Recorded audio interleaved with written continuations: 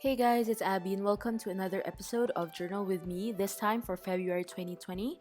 Today I'm going to be showing you how I'm going to journal about my zodiac sign and astrology forecast for February, so keep watching to know more. Now I am sharing you some of the materials I am using right here. These are books, postcards, and cards that I've got and I've collected. I also am going to be using this paper book for some of the stationery that I'm going to use for this video. So I have been into astrology for a really long time now, so I think it was high time that I actually journaled about them.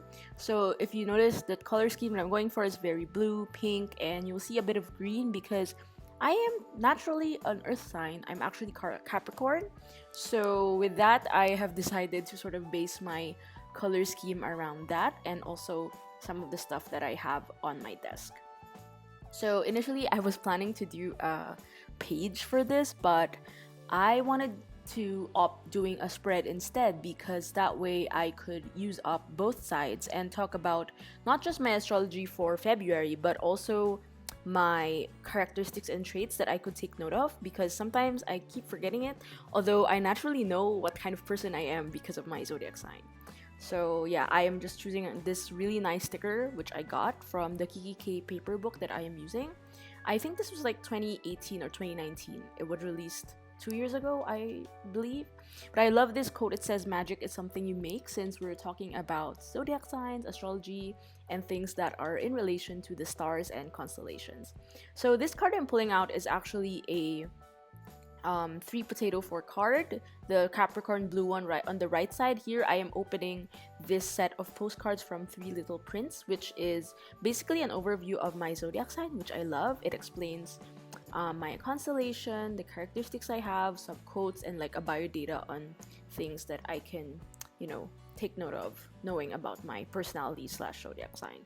So yeah, I've decided to use these cards and I didn't want everything to be like over decorated, so by using this card to sort of, cover that part, also because sometimes I don't like sharing about my horoscope because I don't know, sometimes it's kind of a personal thing, but yeah, just in case I just added that.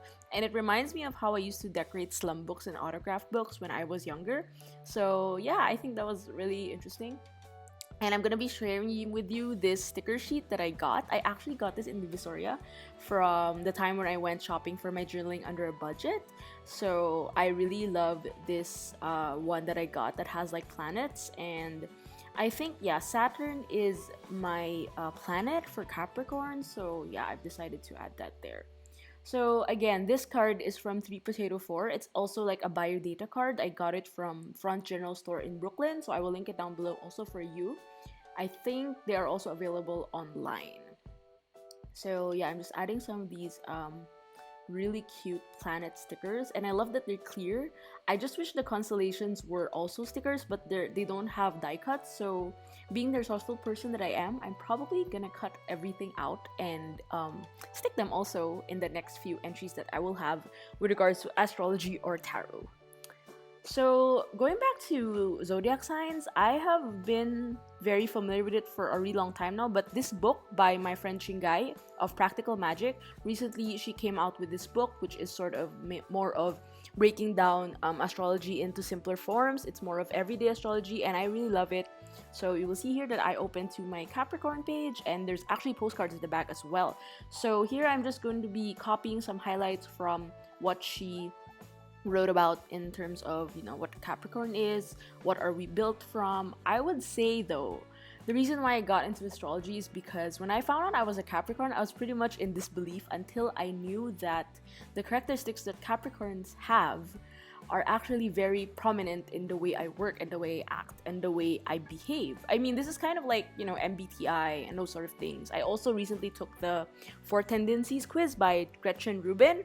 I got the obliger, so I think these are things that help you discover more about yourself. That's why I like them to an extent. So yeah, you will also see on the cards that I have on the astrology sign card all of the traits and characteristics and lucky days that I have and lucky numbers. So yeah, I'd like to say that I'm very proud to be a Capricorn, but sometimes it does get in the way of how I think and how I function because I tend to be very hard-headed and cold-hearted at the very least. because I want everything to be efficient, strategic, and right on the dot. And that's something that I am trying to battle with daily because my birth chart says otherwise, which I will explain more later. But generally, I also know who I jive well with in terms of zodiac signs. Like, my polar opposite is as a Cancer. My best friend's actually a Cancer. My close friends are Virgos, Sagittarius. I also work well with Aries. So I think these are very crucial in order for me to sort of visualize what type of personality I have and how I can adapt to certain different things. I think though, the older I get, the more I feel that astrology has really made a lot of impact in terms of how I deal with decisions. But I'm not like super, I don't read my horoscope every day. I am on CoStar though, but I don't read it every day. I just like checking it out or looking at memes on social media because it's fun. So yeah, okay, so my birth chart, to explain what a birth chart is, the sun is actually your sun sign, the traits that you have. The moon sign is your relationship with yourself, and the rising is how others perceive you. So for me, my sun is in Capricorn, which is obvious. My moon is in Libra, and my rising is apparently in Pisces, which I am really terrified of because what happens is my Libra self sort of becomes more like indecisive. I always tend to judge myself, to doubt myself. When it comes to Pisces being rising, I tend to be really self-conscious of how people perceive me. So it's being like these two conflicting ideas in terms of my very, upfront, straightforward Capricorn. It really bothers me that I'm like that, but I guess that is the daily struggle that I have to deal with. But otherwise, I mean, technically, it's fine. It's just that, some things you just have to, deal with. Also, if you're asking how to compute the birth chart, you can definitely, there are generators online for you to do that. I think you need the date of birth and the time you were born and the location where you were born, because these are crucial for you to know which sign it was at the specific time of the day and the year. So here I'm just writing down some of the qualities of a Capricorn that I think resonate with me the most, which is very obvious. I'm very ambitious. I'm also very serious. I'm a leader. I'm efficient, and I guess I'm pretty hardworking. We'll see. So I'm also sharing some of the traits here on the postcard from Three Little Prints. So I looked up for a February 2020 horoscope, but I only found the one on Allure. Generally, I also look at Girl Boss, and where else do I look? Yeah, Girl Boss and The Cut. So I will link all of these down below for you so that you have an idea. When I do look at horoscopes, I also don't copy the whole thing. I just focus on key aspects that I think I could relate to the most, specifically like career things, my moods and feelings. Also, I forgot to mention, Susan Miller has a very comprehensive monthly forecast, so I will also link that down below for your reference. Personally, I like to also write about like mantras or quotes that I have to take note of for a month, just so I sort of have this mindset going. And I think in relation to tarot, it helps me sort of discover aspects of myself that I have not discovered and being able to adapt to the times. And that for me is very, very crucial, because I think in the recent years also a lot of people have been getting into astrology because it's a way for them to be intuitive and be positive about things. And I mean, yeah, go for it. I'm really up for it because it's also one way to sort of get to know people. I mean, I used to be really like snobbish around the fact, like, if I don't like let's say I don't want to date an Aries guy, or like I don't want to meet someone who's Gemini or whatever. But honestly, these things are really hard to decipher because, as I mentioned, the whole birth chart thing really sets things apart, because when your rising is an earth sign, immediately I get along with you. So this is really something that it's really interesting to know, and I think that's why people are very much interested in it, getting to a lot of research about this type of, I don't know, hobby of thing. I personally love it. So I just wrote the mantra that was on the website. So it says, you need to believe in yourself professionally without the help of others and shoot your shot. That is so relatable to me because recently I've been doing a lot of things on my own. I didn't have a manager for a year now, and I also am running my own business, paying my bills, doing, all the office accounting and expenses, and it's been quite overwhelming. So it's always nice to sort of keep that in mind, that I am capable of doing it. See, this is why I really like astrology, because it's very much into the fact that it gives you some good advice that you needed to hear.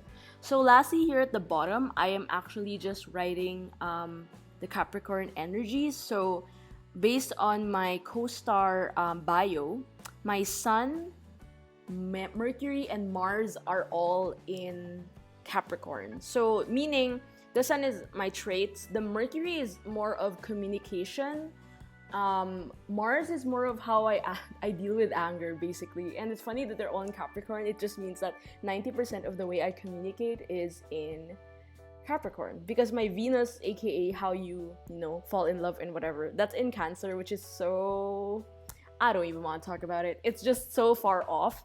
But these ones are more in terms of communication. And the house thing is also another thing that I will talk about next time, because I don't want to bombard you with too much information, but it's also something that you have to take note of, because when it comes to knowing the energies and the planets, you will know which significant planet signifies what type of area in your life.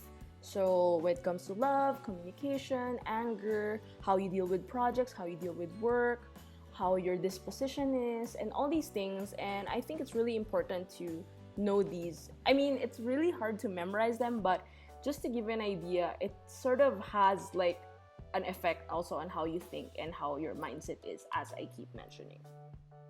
So I think I am done just adding a bit of like embellishments, and actually my spread ended up being more of like a blue and green, which I don't mind, because the Capricorn's animal is a sea goat.